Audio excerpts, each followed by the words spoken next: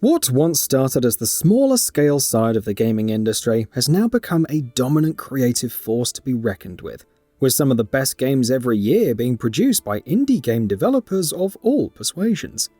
No longer content to just make the same few genres that once used to be the purview of indie developers, indie games today deliver games of all types, with the lack of pressure from publishers or to recover astronomical budgets, meaning that they can innovate and experiment in a way that most AAA games cannot. What follows is a list of the 15 best indie games that launched this year.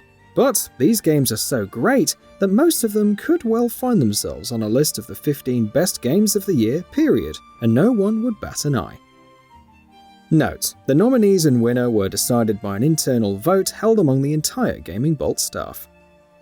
The nominees: Spelunky 2.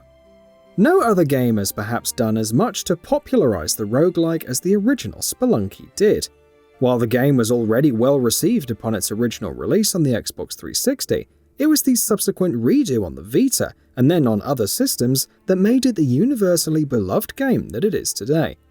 The original Spelunky is one of the most acclaimed games of all time, with its purity of design and skill-based mechanics making it a mainstay in many people's gaming libraries on a near constant basis. Spelunky 2 then had a lot to live up to, and by and large, it delivers. It's an excellent game that polishes an already perfect formula even further, delivering a compelling roguelike that once again ranks as among the best the genre has to offer. If there is one criticism that is to be leveled at the game, it's that it's not as revolutionary as the original game was. But few games are nowadays, and holding it to that standard feels almost unfair. Amnesia Rebirth. Frictional Games' original Amnesia was a big bang moment for horror games, with its unique blend of psychological horror and non-combat scenarios almost instantly leaving an indelible mark on the genre, influencing all games to follow. With Soma, Frictional proved that they're no one-trick pony, but it was their return to the Amnesia world that drew all eyes on them once again. After all, they promised that it would be their most ambitious game to date, and boy did they deliver. Amping up the psychological horror even further, and making the storytelling an interactive part of the experience that's intractable from the gameplay, this non-linear sojourn into gradual insanity may lack the instant milestone status its celebrated predecessor achieved, but manages to be a heck of a game regardless. Streets of Rage 4. Sega's Streets of Rage series is arguably the single greatest achievement of the brawler genre, particularly Streets of Rage 2. Suffice it to say, there was skepticism when Streets of Rage 4 was announced, and that it had some mighty big shoes to fill. It is incredible then that it actually manages to meet those lofty expectations and then some. We've received so many great brawlers in the last few years, in 2020 alone in fact, and yet Streets of Rage 4 easily outclasses all of them. Hopefully its success prompts Sega to look at producing a higher budget sequel, and bringing the talented indie team at Dotemu, Lizard Cube and the Guard Crush Games on board as well. They're too good at what they do to let them slip away. Fall Guys. There are many ways to describe Fall Guys, the delightful blend of Mario Party-style shenanigans and a classic TV game show format concocted in a battle royale mix. But the best one is absolute mayhem.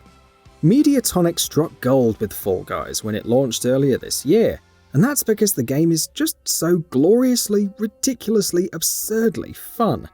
Putting its contestants through a series of increasingly ridiculous and frankly outlandish gauntlets, Fall Guys is that rare game that was at the right place at the right time, and managed to capture lightning in a bottle. It's so good that it transcends its genre, and manages to just be a hell of a good time regardless.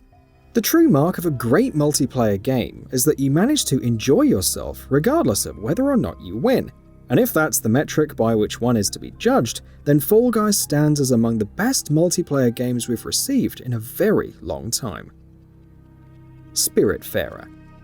Management sim games are a concept almost as old as video games themselves, and even indie games have managed to put out some truly unforgettable ones, with Game Dev Tycoon standing out as one that truly broke out into the mainstream in the last few years. And yet, in spite of the prevalence of the genre, Spiritfarer stands out again. A large part of that is because its core conceit is so unusual. You're not managing a city or a restaurant or a hospital or anything like that. You're managing the transportation of the deceased to the afterlife. That already sets it apart from other similar games, but Spiritfarer goes above and beyond. It tackles some heady existential topics with grace and tact, but manages to be an optimistic outlook nonetheless. And it's not just about the setting or the plot either.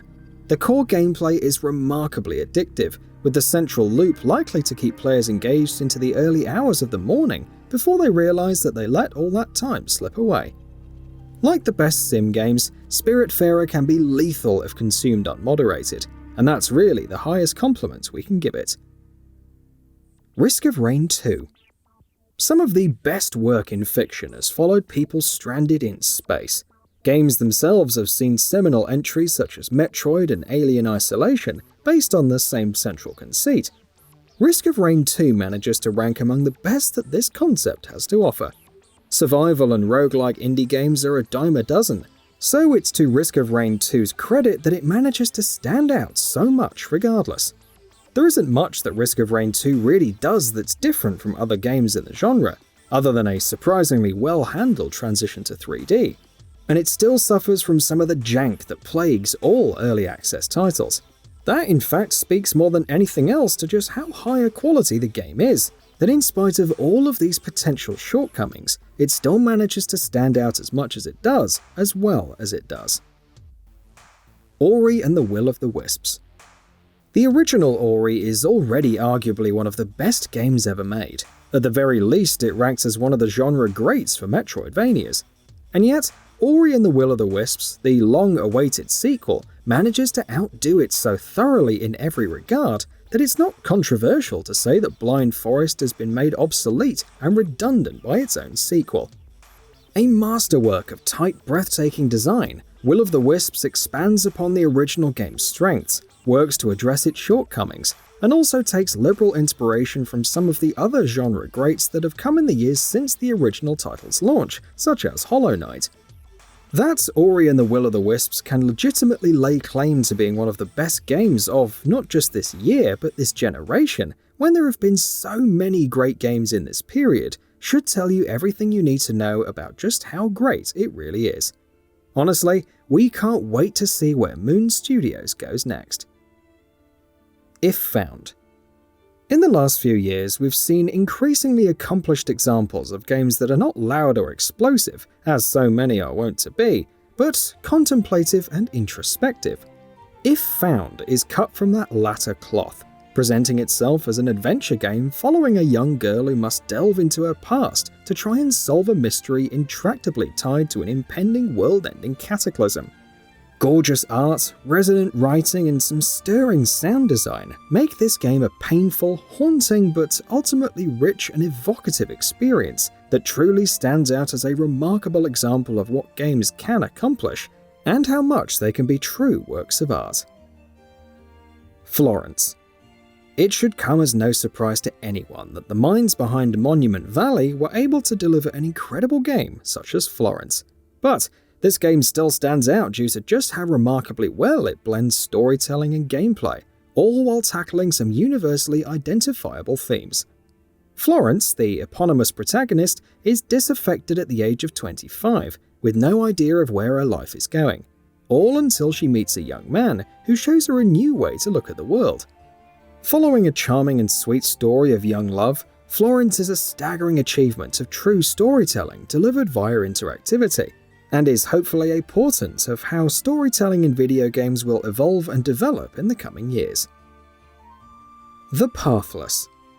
Open-world games are a very tricky genre. Even massive teams of AAA developers struggle with getting them right, and yet The Pathless, an unassuming open-world action-adventure game delivered from the same small team that gave us Abzu, manages to deliver one of the most stirring and remarkable open-world games in recent memory. Much like some of the other best open-world games, The Pathless eschews genre tropes such as maps, markers, and icons, instead relying on the player's natural curiosity and drive to explore to lead them through its beautiful and desolate world. By keeping the emphasis solely on exploration and collection, the Pathless keeps the emphasis squarely on the one thing it manages transcendently well, evoking a sense of wonder and wanderlust in the player, and slowly leading them through its beautiful world. Haven. RPGs are usually high-stakes games. You're saving the world, taking on evil powers, dismantling crime rings, battling down existential threats, or trying to be the very best there ever was. Haven is so refreshing in being a role-playing game that's just about life. You're following the story of two people stranded on an alien planet, but your objective in the game is simply to build a life for yourself. You set out into the world not to beat back some threatening invading force, but simply to find things to better your own life. Haven is that rare game that puts the emphasis on the smaller moments in life, and its distinct flavor, coupled with its well-done mechanics, make it one of the more unique games we've received in a while. Art of Rally. Racing games are typically the purview of high-end developers delivering top-of-the-line graphics and thrilling speed or grounded realism. But Art of Rally manages to show us that indie developers are as capable of giving us a top-notch racing experience as anyone else. Its stark art style can be off-putting at first, but ends up working to the game's favor, while its top-down perspective lets it play differently than other races, while also being far easier to get into than its contemporaries. If you're a fan of racing games, then you definitely need to grab yourself Art of Rally and give it a go as soon as you can. Littlewood. Stardew Valley meets something. That's how you'd describe Littlewood. The Dark Wizard has been defeated, and the world is at peace, but the personal cost was great, and you remember very little. Now is the time for you to rebuild not just the world, but also your life. Taking the best from games like A Link to the Past, Animal Crossing, and the aforementioned Stardew Valley, Littlewood is calm, meditative, and surprisingly unique, given how much it shares with so many other games.